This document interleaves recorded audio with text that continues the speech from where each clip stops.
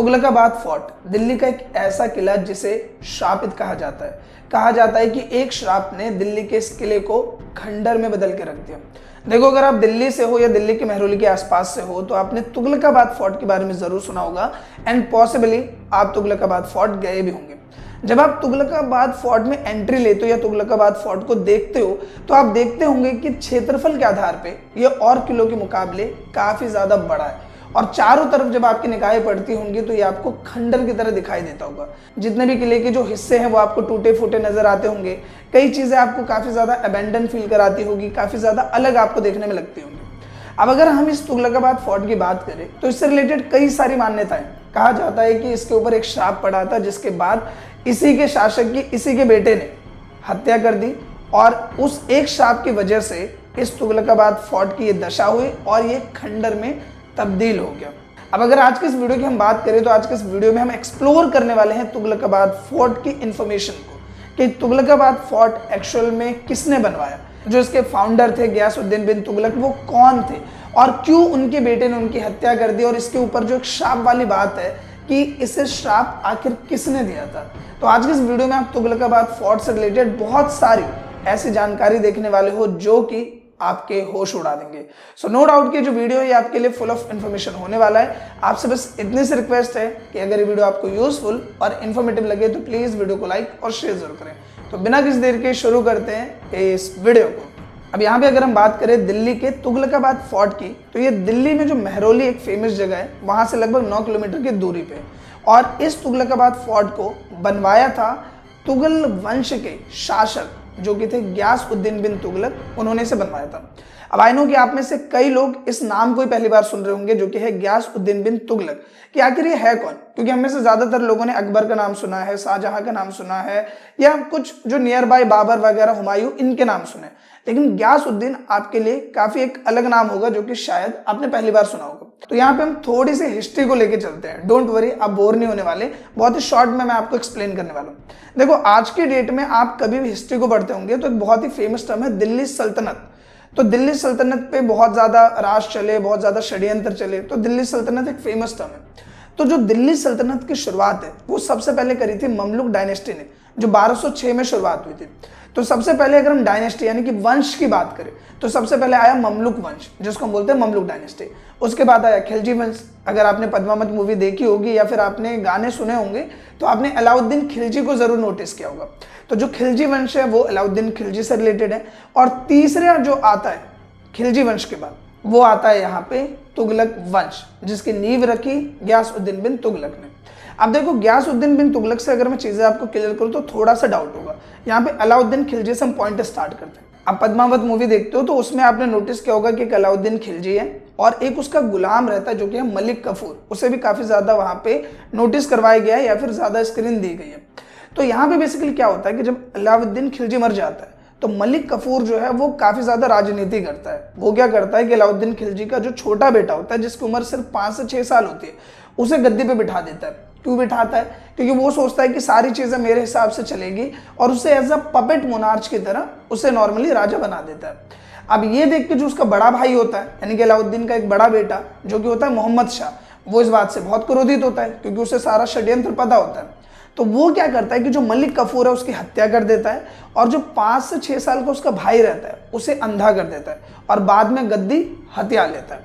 अब यहाँ पे क्या होता है, 1320 में एक गुलाम होता है जिसको अलाउद्दीन खिलजी लेके आता है 1305 में, जिसका नाम होता है खुसरो खां। वो क्या करता है, फील्डिंग बिछाता है और फील्डिंग बिछा के यहाँ पे मोहम्मद शाह जो कि अलाउद्दीन खिलजी का बेटा होता है उसकी हत्या कर देता है और फिर शासन ले लेता है अपने हाथ में। कौन लेता है? खुसरो खां। और फिर खुसरो खां की हत्या कर देता है गयासउद्दीन बिन तुगलक और वो अपना वंश वहां से चालू कर देता है। वो खिलजी वंश या दूसरा वंश चालू नहीं कर रहा। गयासउद्दीन बिन तुगलक क्या करता है कि जिसने मोहम्मद शाह को मारा, अलाउद्दीन खिलजी के बेटे को, खुसरो खां, उस खुसरो खां को मार देता है गयासउद्दीन बिन तुगलक और वहां से वो अपने वंश की स्थापना करता है 1320 में। सो आई होप कि अब आपको ये क्लियर हो गया होगा कि गयासउद्दीन बिन तुगलक एक्चुअल में कौन है और कैसे वो जो है वो दिल्ली सल्तनत का एक शासक बना और कैसे तुगलक वंश यहाँ पे स्टार्ट हुआ। अब देखो, नॉर्मली होता क्या है कि जब ये शासक बनते हैं तो ये अपना किला बनवाते हैं जिसको हम क्या बोल रहे हैं, तुगलकाबाद फोर्ट, जो कि दिल्ली में स्थित है, जिसके ऊपर ये वीडियो बन रही है। तो बेसिकली वो अपने किले का काम शुरू करते हैं।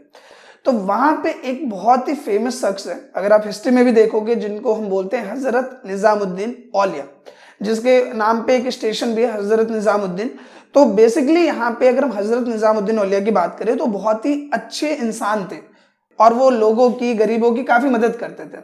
तो उस टाइम पे क्या हुआ कि यहाँ पे गियासउद्दीन बिन तुगलक जो है वो अपना किला बनवा रहे हैं, और जो हजरत निजामुद्दीन औलिया जी हैं वो क्या कर रहे हैं कि गरीबों के लिए, मजदूरों के लिए एक बाउली बना रहे हैं। पहले क्या होता था, एक बाउली बनती थी जिसमें पानी स्टोर होता था, एंड लोग जब पानी की कमी होती थी तो उसमें से पानी निकाल के पीते थे या फिर अपनी जरूरतें पूरी करते थे।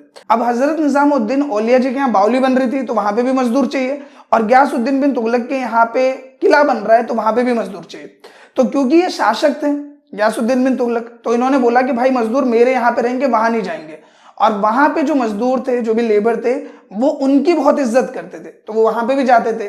तो इस वजह से गियासउद्दीन बिन जो है वो हजरत निजामुद्दीन से काफी ज्यादा चिढ़ते थे और काफी ज्यादा उन्हें परेशान करने लग गए थे, जिसके बाद ये कहा जाता है कि हजरत निजामुद्दीन औलिया जी ने उनको श्राप दिया कि ये जो किला तू बनवा रहा है और जो मेरी बावली रुकवा रहा है, इसको मैं तुझे श्राप देता हूं कि ये जो तेरा किला ये खंडर बन जाएगा, एंड जिस बात का तुझे इतना अभिमान है, तेरा बड़ा बेटा ही तेरा कत्ल करेगा। तो कई लोग की ये मान्यताएं हैं, कई लोग की कुछ और बातें हैं, कई लोग का कहना है कि ये नहीं ऐसा था, ये नहीं वैसा था, लेकिन ज्यादातर अगर आप गाइड के थ्रू सुनो या फिर अगर आप विकिपीडिया पे भी सर्च करोगे तो वहां पे भी आपको ये इन्फॉर्मेशन देखने को मिल सकती है। इसके बाद इनका डेथ कैसे होता है, इस पॉइंट पे बात करते हैं। देखो, नॉर्मली जब गियासउद्दीन बिन तुगलक शासक बनते हैं, तुगलक वंश को स्टार्ट करते हैं, तो उसके बाद वो काफी सारे विजय यात्रा पे जाते हैं। विजय यात्रा इन द सेंस के अलग अलग जगह युद्ध किए, बंगाल में, बिहार में, किसी और जगह पे। बंगाल बिहार हम आज के नाम से जानते हैं, उस टाइम पे उनके और भी अलग अलग नाम होते थे एरिया बिहार पे। तो बंगाल हो गया, गुजरात हो गया, बिहार हो गया, तो अलग अलग जगह पे युद्ध होते। तो लगभग 1325 में जब वो बंगाल से युद्ध करके वापस लौट रहे थे, तो जो उनका बेटा है तो उसने क्या करा, एक लकड़ी का महल टाइप बनाया जहां पे वो रुक सके और वो जश्न मना सके। तो वहां पे उसको रुकवाया गया, और जैसे वो उसके अंदर जाते हैं और आराम करते हैं, वैसे ही वो जो महल है या फिर लकड़ी का घर है या जो भी जगह है जहां पे वो रुक रहे, वो नीचे गिर जाता है खाई में। और जिसके बाद जितने भी लोग वहां पे थे उनके समेत गियासउद्दीन बिन तुगलक की भी वहां पे मौत हो जाती है। और उसके बाद उन्हें सक्सीड कर लेता उनका बेटा मोहम्मद बिन तुगलक। कहा जाता है कि जो ये मोहम्मद बिन तुगलक है ये हजरत निजामुद्दीन औलिया का शिष्य भी था, यानी कि उनको काफी ज्यादा फॉलो भी करता था। और दूसरा, ये अपने पिता को मरवाना भी चाहता था। तो इसने ये जो पूरा, वो जो खाई में गिर के मर गए, ये पूरा का पूरा मोहम्मद बिन तुगलक का षड्यंत्र है। कुछ लोग कहते हैं कि ये षड्यंत्र है, कुछ लोग कहते हैं कि नहीं, बाय लक मोहम्मद बिन तुगलक वहां से बच गया और बाद में उसने सक्सीड किया।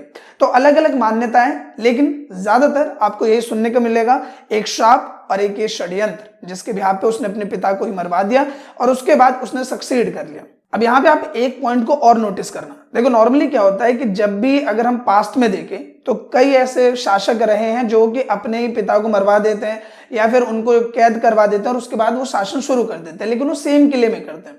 अब यहाँ पे क्या है कि जब गियासउद्दीन बिन तुगलक की डेथ हो जाती है, जब वो मर जाते हैं, तो मोहम्मद बिन तुगलक जो कि अगले शासक बनते हैं वो उस किले में नहीं जाते, यानी कि जो तुगलकाबाद फोर्ट है उसमें नहीं जाते। अब वो श्राप उसका रीजन हो सकता है या कोई और उसका रीजन हो सकता है।